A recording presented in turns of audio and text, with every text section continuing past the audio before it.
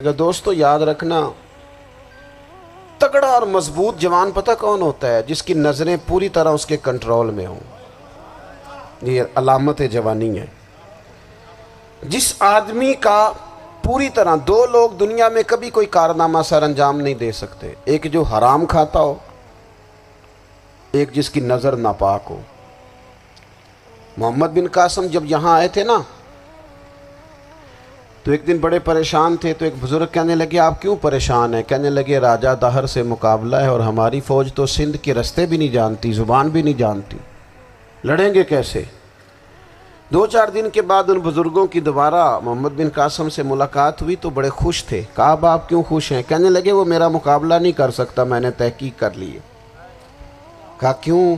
کہنے لگے نظر کا گندہ ہے، اور جو نظر کے گندے ہوتے ہیں وہ میدانوں میں ٹھہرا نہیں کرتے۔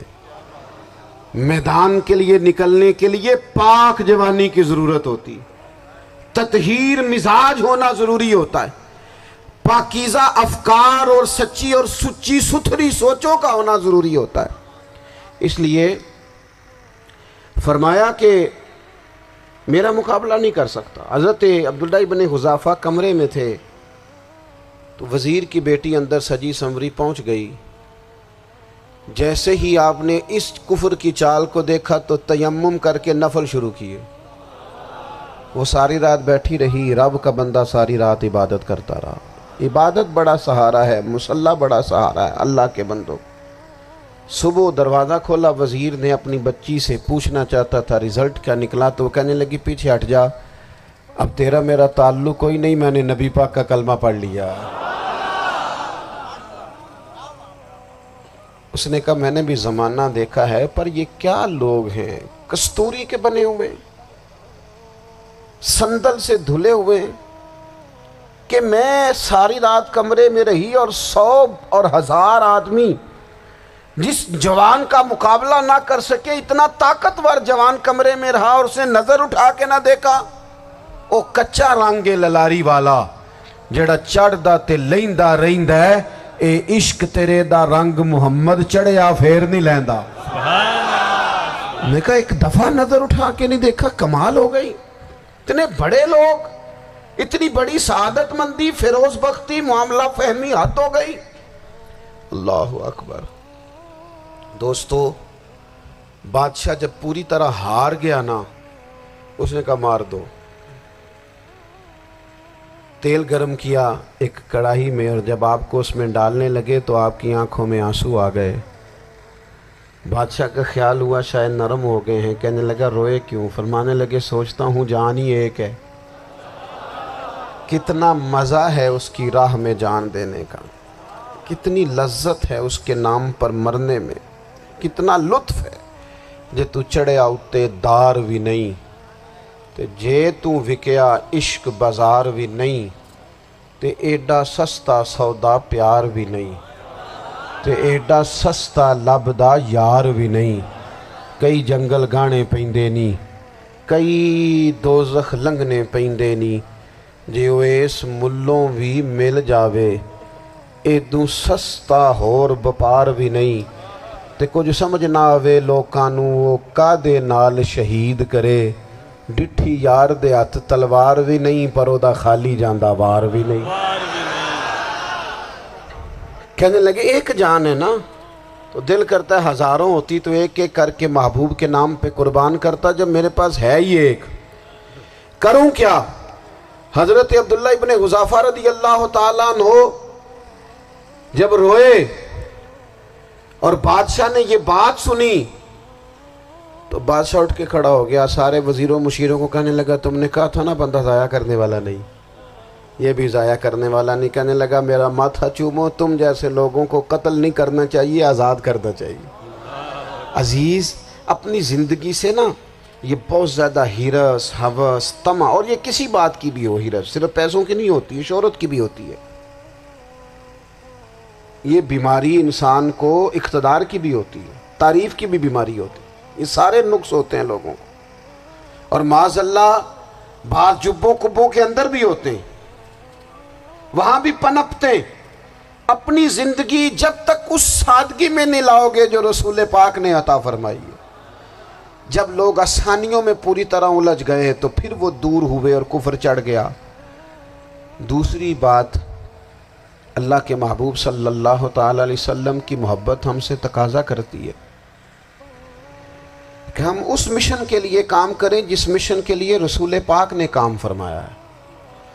ہم سارے کام بڑے مضبوطی سے، سوچ سمجھ کے، تدبر سے، حکمت سے، تقاضوں کو مد نظر رکھتے ہوئے کرتے ہیں سارے کام۔ دین کے کام میں ہمارا مزاج نہیں ہوتا، او ہو جائے گا جی، آپ بسم اللہ پڑھیں جی، شروع کریں جی۔ آپ تقاضوں کو سمجھیں، چیزوں کو دبائیں نہیں، چیزوں پر غور کریں۔ کسی کے ذہن کی سطح پر سوال ابھرتا ہے، اس کا تسلی بخش جواب دیں۔ اپنی زندگی میں دین کے کام کے لیے اپنے آپ کو وقف کریں، اور دین کے کام کے بہت سارے پہلو ہیں۔ ہزاروں لوگوں کو قرآن پاک ٹھیک پڑھنا نہیں آتا، ہزارہا لوگ ہیں جو قرآن مجید کے مطالب سے آگاہ نہیں ہیں، دین کی بنیادی ضروریات سے لوگ نابلد ہیں۔ میں آپ کو کس طرح یہ بات سمجھاؤں کہ ہزاروں کی تعداد میں طلاقیں اس لیے ہوتی ہیں کہ مردوں کو طلاق کے مسئلے نہیں آتے، انہیں پتہ نہیں ہے کہ مجھے حقوق زوجین کے معاملے میں کیسے چلنا۔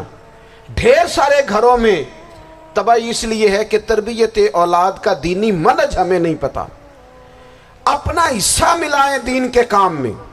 ایک آدمی کو اگر تو نمازی کرنے میں کامیاب ہو گیا، تیری زندگی بدل گئی۔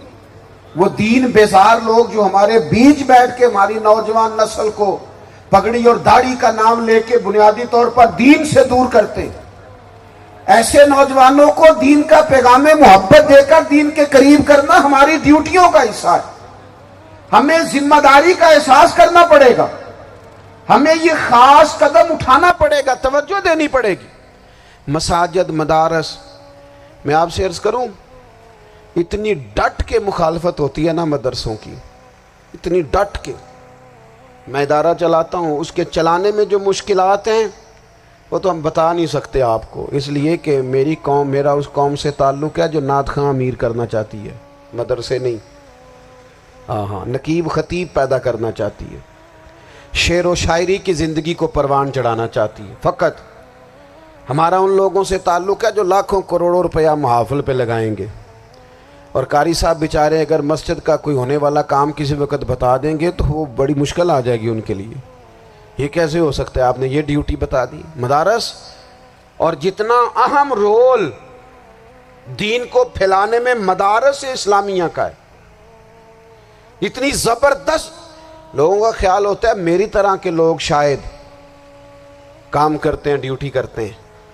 یہ 10-15 لوگ آپ کو نظر آتے ہیں جو آپ کو کہیں میڈیا پر یا ادھر ادھر ڈیوٹی کرتے، مخلص لوگ اپنی جگہ پہ، وہ بھی بڑا ہی کام کر رہے ہیں، جو میڈیا پہ آ کے بھی اخلاص سے اور درد دل سے کو دین کی، ان کی بھی کسی بات کی حوصلہ شکنی نہیں۔